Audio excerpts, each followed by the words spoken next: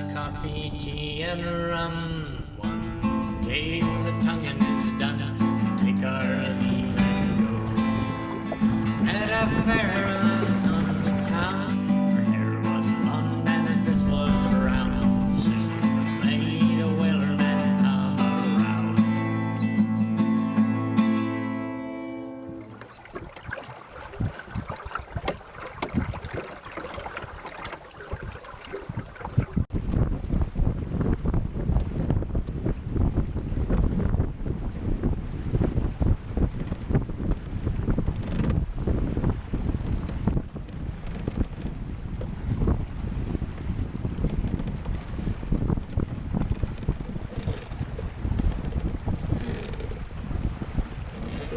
I'm setting sail from Big Pelican Island, hopping over to the nearby Sad Islands, nearby and familiar, and this will be my third landing on an island for this day's adventure, unless, as a viewer recently pointed out, you don't consider the first landing on Osprey Island, very tiny island, to be an island at all, but rather a shoal. Well, that's frankly probably a more accurate way of describing that feature. All I can say is that I have a limited geographic vocabulary. I chose to leave the mizzen furled and set the jib and the main, and the boat sails pretty good that way.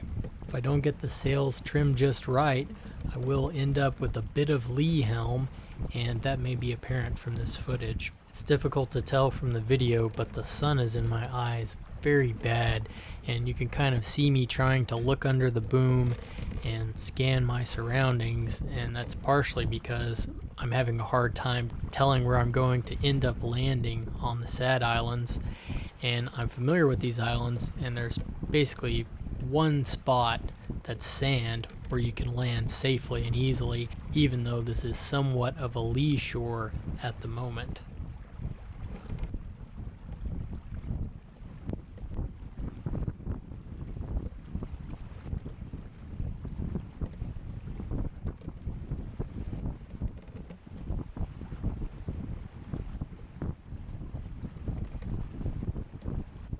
Because of the blinding sun, I ended up landing about 100 yards north of where I needed to be, and that is actually a significant difference on this island. So the following incident is what happened as a result. Probably my clumsiest landing anywhere.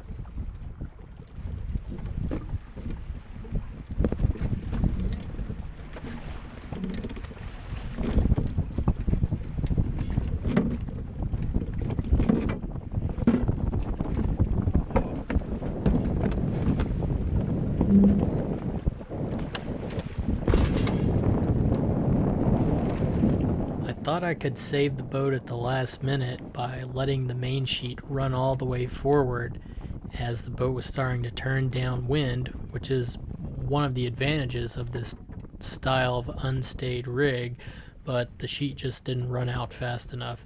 And of course I had to crash into the only obstacle within hundreds of yards.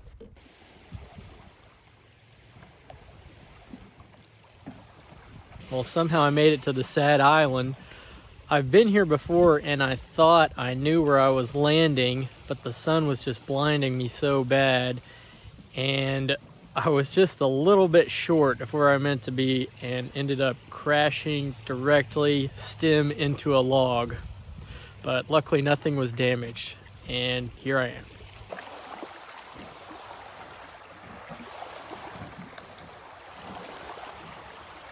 I wonder if anyone remembers this buoy from my old videos. It's still here on Sad Island, still standing up in the mud.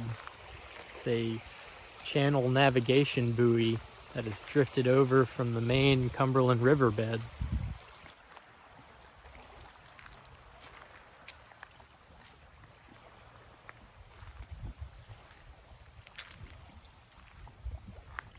I think I could push it over if I wanted to, but I'll leave it standing and see if it's still here next year.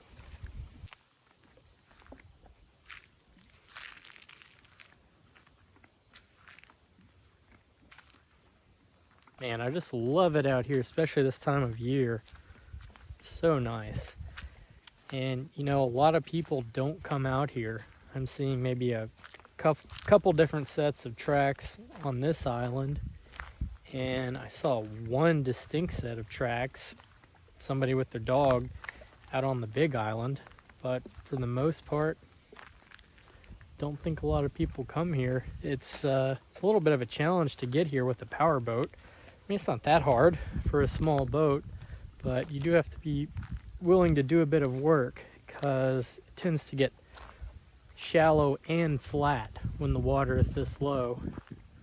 So that's going to involve a bit of poling or paddling or getting out and walking the boat up to the beach, and most people aren't willing to do that.